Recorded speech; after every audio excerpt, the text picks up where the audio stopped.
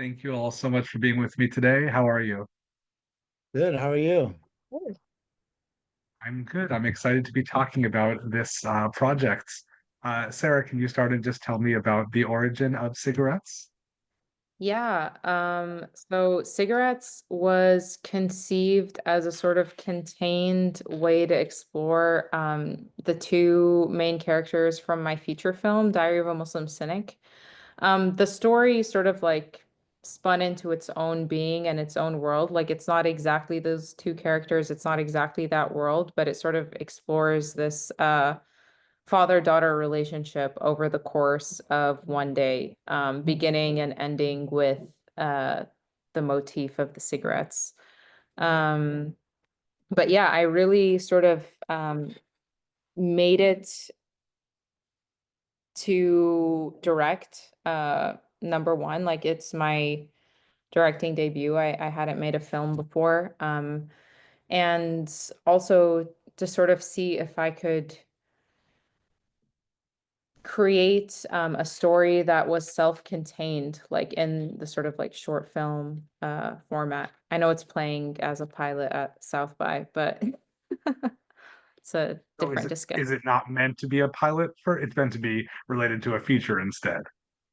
So I mean, it's kind of like I said, it's sort of spun into its own beast. Like it's sort of like exists in its own world now, and like I'm exploring, expanding the creating, a cigarettes extended universe or whatever. But yeah, no, originally it was a short film. It wasn't a pilot. Not what was your attraction to the project and to this character? Well, it was actually introduced to me through Laith.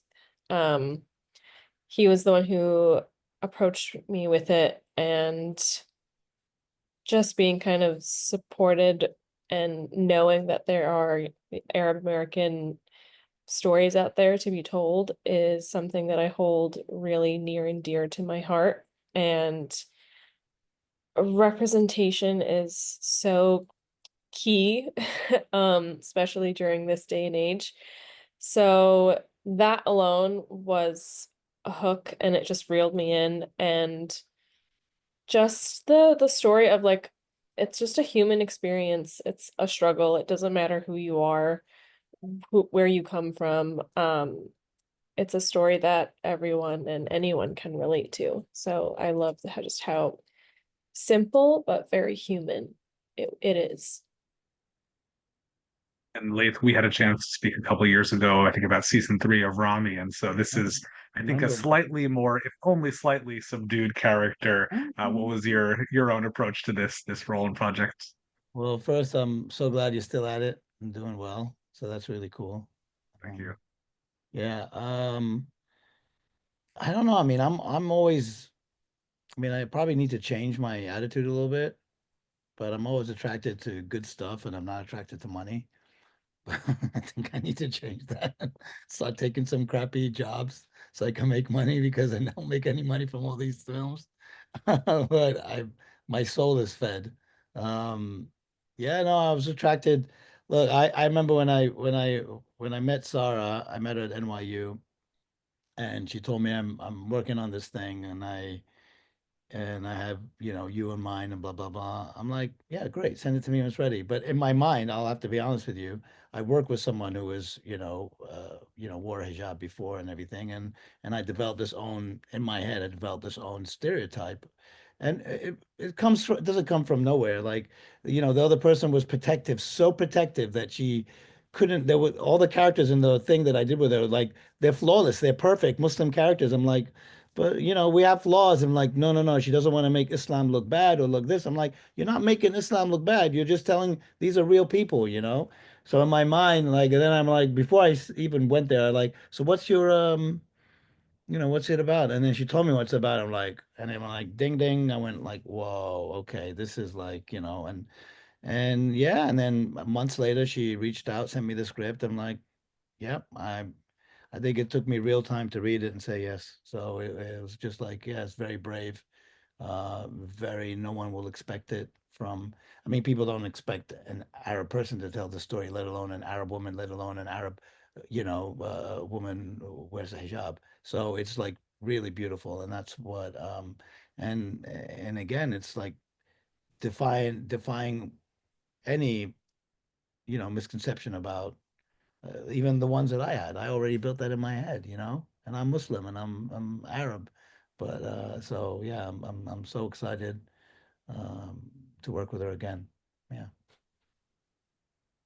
Sorry, I'm curious about your thoughts as an Arab Muslim woman and just what went into wanting to make sure that you had a certain portrayal and also whether that matters or just in terms of images in Hollywood and elsewhere. Totally. I mean, I think like we're in this like weird cultural moment, and like we talk a lot about like representation, and then it's like, okay, if we only get so much time in the spotlight, we want to make sure we like get everything across. Like we want to make sure we like say everything that we can and like make, the community look as good as possible. And I think, there's sort of a twisted logic in that, is like by trying to make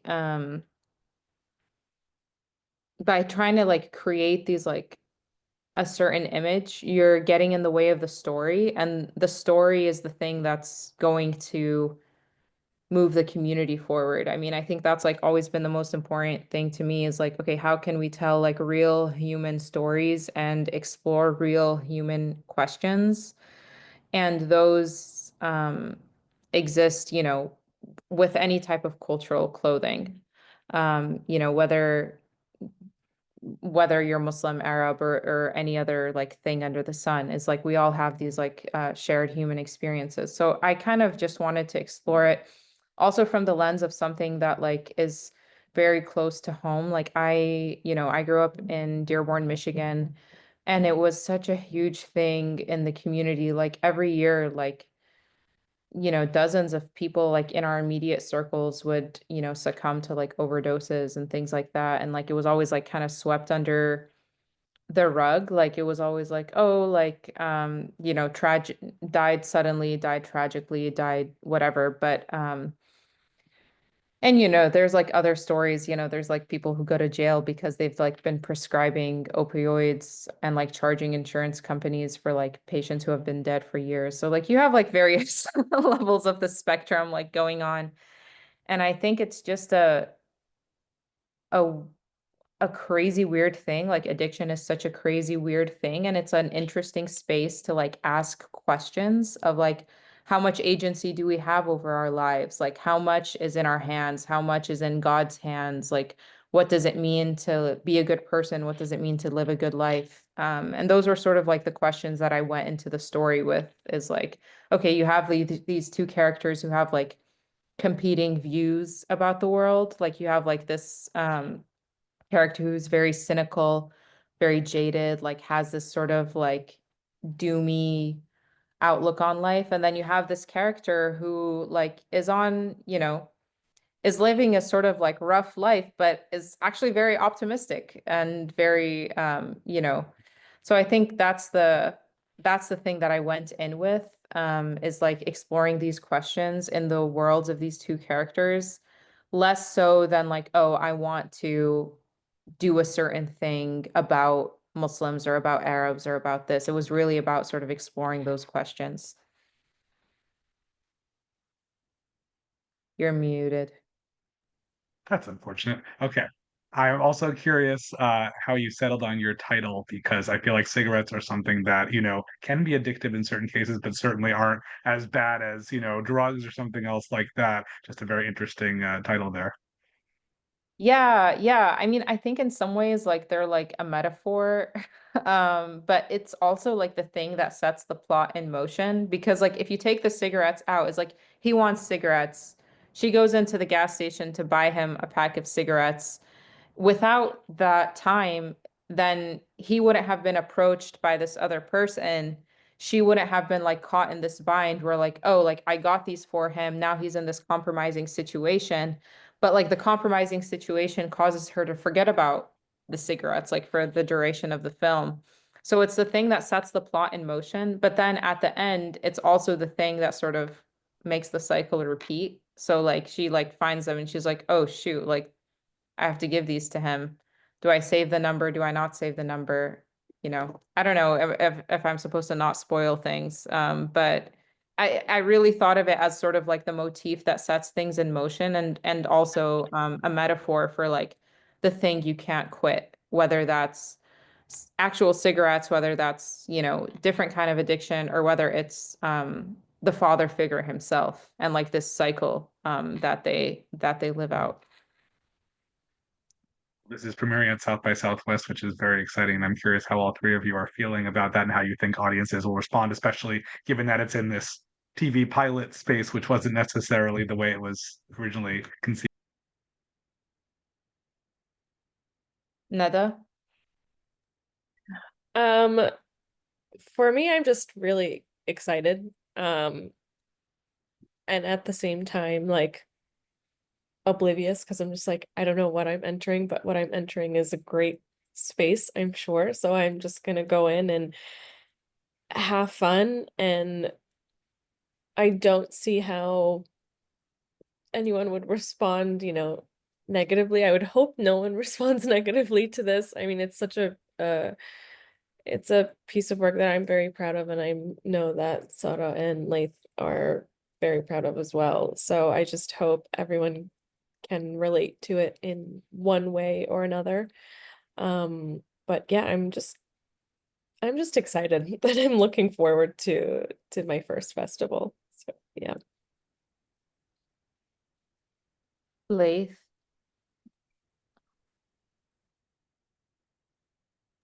Can you repeat repeat the question, please? How are you feeling about premiering at South by Southwest, and how do you think audiences will receive the project? Yeah, no, I listen, love it. I think the first time I went to South by Southwest, I had a short film there, and also Rami season one premiered there. So it was, and it was the scariest thing because it was, and this was 2018, I think, and it was like something, there was nothing like Rami, you know, at that time. And we did not know what to expect. Like we had no idea. And I still remember like after the screening, you know, the first person who stood up was a woman wearing a hijab and she was crying. And I'm like, oh God, we're screwed. We're screwed. We're done, you know. But then she talked about how she was seen for the first time. And I feel in this instance, it's going to be the same thing. It's a very difficult subject matter. You know, you will have a lot of, uh, you know, addiction and how it affects family dynamics is a universal thing. It doesn't matter. You could be addicted to baby powder, which is a thing actually. You know, the people that eat baby powder, you know, like you could be addicted to anything and it could tear a family apart. And that's what people are going to relate to in the film. And then you're going to have like a lot of people who come from that community. They're going to also relate to it because, you know, we're a very secretive community. We just don't like, you know, and well, I'll say in general too, like people, you know, there's a lot of shame that comes with anything. You come out in the community, any community, and that you're an addict, it comes with a little bit of shame because every person's going to look at you differently. You know, that's why we hold on to secrets. We don't tell people like, you know, with this, with that, because we worry about judgment, you know, and so I'm really excited to see what people think. You know, people look at it as a human story, not necessarily an Arab story, but the characters happen to be Arab American. It's like, yeah, whatever you deal with, we deal with too.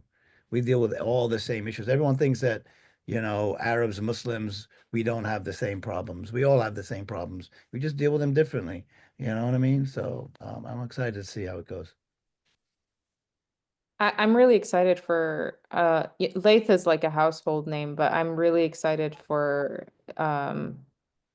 you know, for us, but also for Neda. I feel like she's so talented and such a powerhouse. And yeah, I'm really excited to see how audiences are gonna respond to her. And I think, you know, both of you guys give such a tremendous performance. So I'm really lucky and looking forward to see how you guys move people. I wanna piggyback on that about Neda. Um, you know, I don't think Nada really has an idea of like how good she is or what she's accomplished so far because like I tell people like there are roles that I do now. If you that you know big important roles. If you gave me this role like 20 something years ago when I got out of school, you know, yeah, I had talent, but there's no way I could carry it. There's no way I'll be able to understand it. There's no way. Like that's why my career was like literally paced. Started off like with you know, Allahu Akbar, I'm gonna blow you up to like whatever. You know, the little tiny things I just gradually, you know, I until I was able to carry something, especially in short films.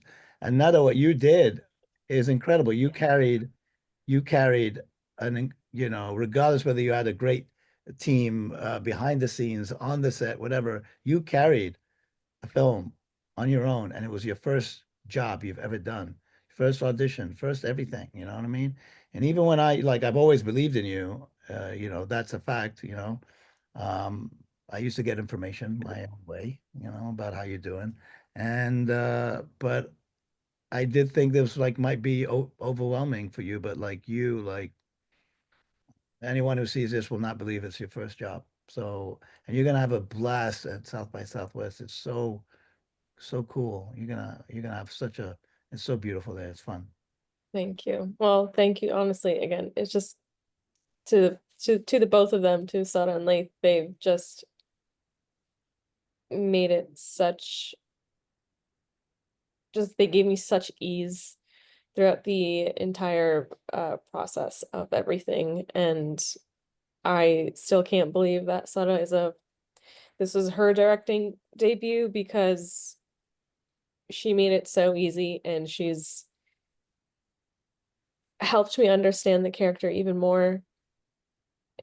She just gave like literally no words like that I can truly express how amazing she's been to me, and Laith being an amazing mentor through this, and to have these two people believe in me. So as grateful as I am to both of your words, really so much credit goes to the both of you, because you just made my first anything a great first experience. So hopefully it does translate on screen. Clearly, we all love each other very much. Let's do Well, another it's so one, nice. guys. Yeah, I don't. No, absolutely. It's so nice to hear about such a positive collaborative experience, and I wish you what I'm sure will be a very warm reception at South by Southwest, and looking forward to the future for all of your careers. Oh, thank you. Thank you. Thank you So so much. much, It's Abe. a pleasure. Good luck in Austin, guys. Take care. Yeah, Bye. Thank you. good to see you, Abe. We'll see you soon.